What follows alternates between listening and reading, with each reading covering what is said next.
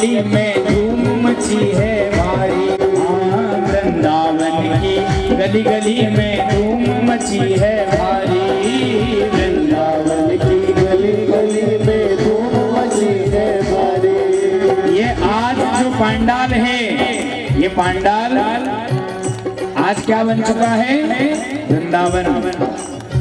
और विजयनगर का ये पावन प्रांगण जब वृंदावन बन चुका है तो क्या हो रहा है यहाँ कि विजयनगर की गली गली में धूम मची है भारी। विजयनगर की गली गली में धूम मची है भारी। और राधे राधे बोल बोल के झूम रहे नर नारी। राधे राधे बोल बोल के झूम रहे नर नारी। बोलो राधे राधे। क्या हो रहा है? राधे राधे बोल बोल के झूम रहे नर नारी। राधे राधे बोल बोल के झूम रहे नर नारी। तेरी होवे तेरी होवे तेरी होवे जय जयकार राधे। अलबेली सरकार तेरी होवे जय जयकार राधे। अलबेली सरकार राधे अलबेली सरकार। राधे अलबेली सरकार राधे अलबेली सरकार। राधे अलबेली सरकार। कर दो कर दो कर दो कर दो कर दो बेड़ा पार राधे। अलबेली सरकार कर दो बेड़ा पार राधे अलबेली सरकार। बड़े भाव से गाते हुए तीर्थ यात्रा करने के लिए चले। और जब तीर्थ यात्रा करने के लिए चले गए तो इधर जो धुंधकारी था, इस धुंधकारी को भी ये जो जितनी वेश्याओं को लाकर के इसने अपने घर में रखा था, उन सारी वेश्याओं ने मिलकर के धन के लोभ के कारण, लालच के कारण एक दिन धुंधकारी को ही मार दिया। खबर गई गोकर्ण जी महाराज के पास। और जब खबर पहुंची है तो गोकर्ण जी महाराज आए, ब्राह्मणों से पूछा कि बताइए ब्राह्मणों क्या करना चाहिए। तो ब्राह्मणों ने सभी ने सूर्य की साक्षी मान करके एक स्वर में जब गया तो जाकर के भटक रहा था। तो यहाँ पर जब गोकर्ण जी आए तो गोकर्ण जी महाराज ने एक सप्त ग्रंथियों वाला बांस लिया और सप्त ग्रंथियों वाले बांस को लगा करके श्रीमद् भागवत महापुराण की कथा को कहा। पहले दिन की कथा में पहली ग्रंथि, दूसरे दिन की कथा में दूसरी ग्रंथि, तीसरे दिन की कथा में तीसरी, चौथे दिन की कथा में चौथी, पांचवें दिन की कथा में पांचवी, छठे दिन की कथा में छठवीं और सातवें दिन की कथा में सातों ग्रंथियां अपने आप टूट गई। जो धुंधकारी के लिए कथा यहाँ पर गोकर्ण जी ने की थी, भगवान के धाम से विमान लेने के लिए, 2 विमान लेने के लिए आए। और जब गोकर्ण जी महाराज ने ये कथा कही, उसी का फल यह हुआ कि वो सातों ग्रंथियां टूटी और उसमें से जो प्रेत योनि में धुंधकारी था वह निकला और निकल करके भगवान के श्री अंग में जाकर के विलीन हो गया। बोली भक्तवत्सल भगवान। संत चरण रज शीस लगा लो, संत चरण रज शीश लगा लो। तेरे जीने का यही सार, जप लो राम हरि। तेरे जीने का यही सार, जप लो राम हरि। प्यारे मन से कमंडल में डालना प्रारंभ किया तो डालते हैं, और जब वो खजाना धीरे धीरे धीरे धीरे सारा का सारा खजाना कमंडल में चला गया। राजा आश्चर्य में पड़ गया, बोले ये क्या हो रहा है। मैंने सोचा था कि थोड़ा बहुत सोने की मुद्राएं इसमें रखेंगी, लेकिन संत के उस कमंडल में राजा का पूरा खजाना चल गया। आश्चर्य हो गया। स्वर्ण का जो मुकुट लगा करके रखा था राजा ने, बोले महाराज ये भी रख लो, वो भी चला गया। और जितना सोना था अपनी रानियों के पास में वो सारा भी मंगवा लिया, सब कमंडल में डाल दिया। फिर भी जैसे का तैसा, फिर भी खाली का खाली। तुरंत राजा संत के चरणों में गिर पड़ा और बोले महाराज बताइए पात्र आपने किसका बनाया है? बोले कैसा अद्भुत पात्र है। हाँ, हम कोई भी पात्र में अगर मान लो कोई गिलास है, लोटा है, अगर उसमें पानी भरें, चाय भरें, जो भी हमको भरना है वो भरें, तो वो उसकी एक सीमित सीमा होती है, एक लिमिट होती है। लेकिन ये संत का जो कमंडल है वो कमंडल की कोई लिमिट ही नहीं, सारी लिमिट क्रॉस, पूरा का पूरा सोना उसके कमंडल में चला गया, खजाने का पूरा स्वर्ण चला गया तो भी कमंडल नहीं भराया। संत के चरणों में जब राजा गिरा तो राजा ने एक ही बात पूछी, महाराज ये कमंडल किसका बना है? तो संत कहते हैं, बोले ये कमंडल जो है ये मनुष्य के मन का है कमंडल है, और जो मनुष्य का मन का कमंडल है वो कमंडल कभी भी भरता नहीं है। आज थोड़ा है तो कल ज्यादा, फिर और उससे ज्यादा, फिर और ज्यादा। आज छोटी गाड़ी है, कल बड़ी चाहिए, आज बढ़ती है। तो ये जो शरीर है, फिर इस शरीर का क्या? तो बोले ये शरीर जो है, ये शरीर अपने अपने कर्म के अनुसार ये बदलता रहता है, ये शरीर बदलता है। देखो इतने सारे लोग बैठे हैं, इतने चेहरे दिख रहे हैं, लेकिन यहाँ पर किसी का चेहरा एक दूसरे से मिलता हुआ दिख रहा है क्या? है? कोई सांवला है, कोई गोरा है, कोई थोड़ा काला है, कोई बिल्कुल ही काला है, कोई बहुत ज़्यादा गोरा है, कोई छोटा है, कोई किसी की हाइट बड़ी है, सब अलग अलग, बहुत डिफरेंट दिख रहे हैं ना सब लोग, अलग अलग। किसी का चेहरा थोड़ा फूला हुआ है, किसी को कोई टेंशन है तो और ज़्यादा फूल गया है, किसी का थोड़ा अच्छा है? सबके अलग अलग है, कोई का भी एक जैसा नहीं है। शरीर हम सबको अलग अलग मिले हैं, लेकिन आत्मा तो एक है, इसीलिए कर्म अच्छे करना चाहिए। तो मैंने कहा था कि लक्ष्मी भी, पैसा भी पुण्य से मिलता है। लक्ष्मी केवल पुण्य से मिलती है। अगर मेहनत से मिलती तो मजदूर के पास क्यों नहीं, अगर बुद्धि से मिलती तो ब्राह्मण के पास क्यों नहीं। आपका जितना भी जो सुख है, जो ऐश्वर्य है, जो अच्छा घर है, जो अच्छी व्यवस्थाएं हैं, वो केवल और केवल आपके पुण्य के कारण हैं। इसलिए हर व्यक्ति को पुण्य अवश्य करना चाहिए और रोज करना चाहिए। ये कथा सुनना भी पुण्य बढ़ाना है, मंदिर जाना भी पुण्य बढ़ाना है। मस्जिदों में इतनी भीड़ लगी हुई है क्योंकि अपने अपने धर्म है, धर्म का अनुसरण कर रहे हैं। और मंदिरों में देखो इलेक्ट्रॉनिक मशीन से घंटी बज रही है, भगवान की आरती चल रही है, टन टन टन टन टन टन। कितनी बुरी बात है बताओ।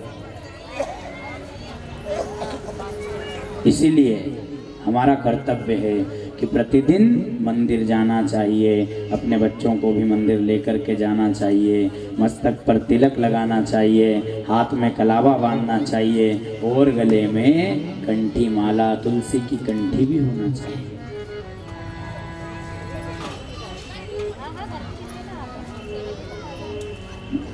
जिसके गले में तुलसी की कंठी की माला होती है वो अपने घर के साधारण जल में भी अगर स्नान करता है तो उसे तीर्थों में स्नान करने का फल प्राप्त होता है। बड़ी महिमा है। आजकल लोग जो बच्चे हैं, जो युवा हैं, वो अपने माथे पे तिलक लगाने में भी बड़ा डरते हैं कि भैया लोग बड़ा धर्मात्मा नहीं समझ लो, गड़बड़ नहीं हो जाए। जबकि माथे पर, मस्तक पर तिलक लगाना चाहिए। सुषुम्ना नाड़ी जागृत होकर के हमारी बुद्धि प्रखर होती है तिलक से। और यहाँ पर भी जितने लोग आते हैं ना, कि मेरा राधे राधे महिला मंडल के सदस्यों से निवेदन है कि सबको तिलक जरूर लगाया करें, चंदन सबको लगाया करें, तिलक लगाया करें। बिना तिलक के कोई भी कथा में न बैठे, तिलक लगाना ही चाहिए, मंदिर जाना ही चाहिए। मंदिर जाना हमारा धर्म है। ये कुछ भी तो नहीं जग में, तेरे बस कर्म की माया, तू खुद ही धूप में बैठा लखे निज रूप की छाया। हम खुद अपने आप में, हमारे जीवन का विकास करने वाले भी हम स्वयं हैं और नाश करने वाले भी हम स्वयं हैं। कि करिए सदा भलाई, मत कर कभी बुराई, नेकी बदी रहेगी दुनिया से जाने वाले। जन्म हम सबका हुआ है तो मरना भी हम सबको ही पड़ेगा, लेकिन कि सब कुछ कीना बावरे और किया न हरि सो प्रेम। अरे फिर पछताए होत क्या धर्म वर्मण और स्वान काष्ठ मधोपेत धर्मकम शरणं गत। बोले भगवान जब अपनी लीलाओं को समापन करके जब भगवान अपने साकेत चले गए तो बोले जो धर्म था ये धर्म किसकी शरण में गया, ये प्रश्न किया है। तब यहाँ पर सूत जी महाराज ने अपने गुरुदेव सुखदेव जी का ध्यान किया है और गुरुदेव के श्री चरणों में प्रणाम करते हुए फिर यहाँ से कथा को प्रारंभ किया है कि हम वासी उस देश के जहाँ पार ब्रह्म का खेल और दिया जले अगम्य का बिन बाती बिन तेल। कोई पानी से दीपक जला देता है, किसी को उसकी भी जरूरत नहीं, वैसे ही दीप जल जाते हैं। हम वासी उस देश के चल रे हंसा अमर लोक को, यहाँ कोई नहीं तेरा है और घर वालों का हुआ सवेरा अपना हुआ अंधेरा है कि हम परदेसी बावरा नहीं हाँ हमारो देश। हम सब परदेसी बनकर के आए हैं। ये जितनी काया रूपी जो कुटिया हमको मिली है, इस कुटिया से जिस दिन हमारे राम निकल करके चले जाएंगे उसी दिन राम नाम सत्य होगा। सत्य तो है, भगवान का नाम त्रिकाला बाधित सत्य है, आदि मध्यांत सत्य है। आप रहें संसार में, मैं रहूं इस संसार में, उससे कोई फर्क नहीं पड़ता। भगवान आज भी है, कल भी है और आगे भी रहेगा। हम चले जाएंगे, हमारा कोई भरोसा नहीं। इसीलिए ये कथा जगाती है। उठ परदेसी तेरा वक्त हो गया, कुछ मोल समझ इस जीवन का, अब जाग मुसाफिर होश में आ। ये कथा जगा रही है, इसलिए आज दूसरा दिन है, आज से ही जागना जरूरी है। आज जाग गए तो फिर पछताने की, अब पछताए होत का जो चिड़िया चुग गई खेत, फिर पछताने की जरूरत नहीं पड़ेगी। इसीलिए उठ परदेसी तेरा वक्त हो गया, उठ परदेसी तेरा वक्त हो गया। अभी तो जगाया मुझे फिर सो गया, अभी तो जगाया मुझे फिर सो गया।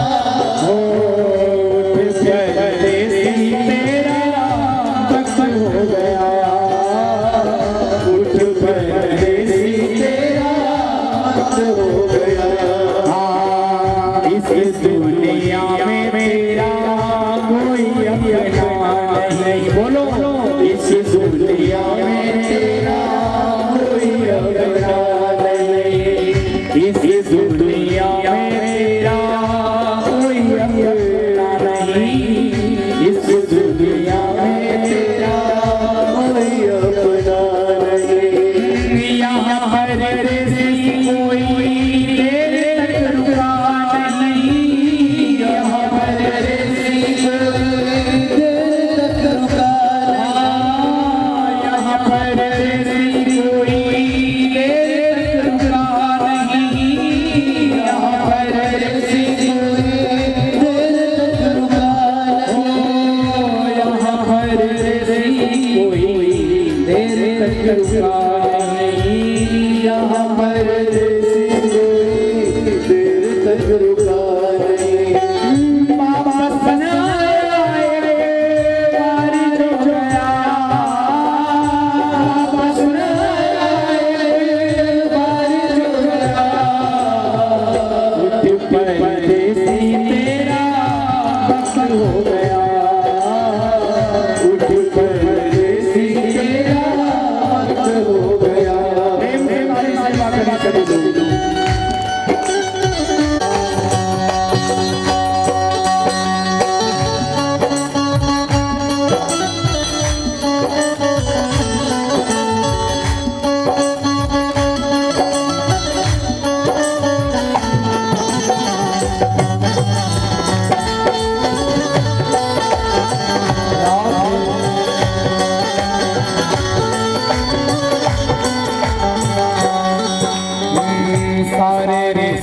नाथ तेरे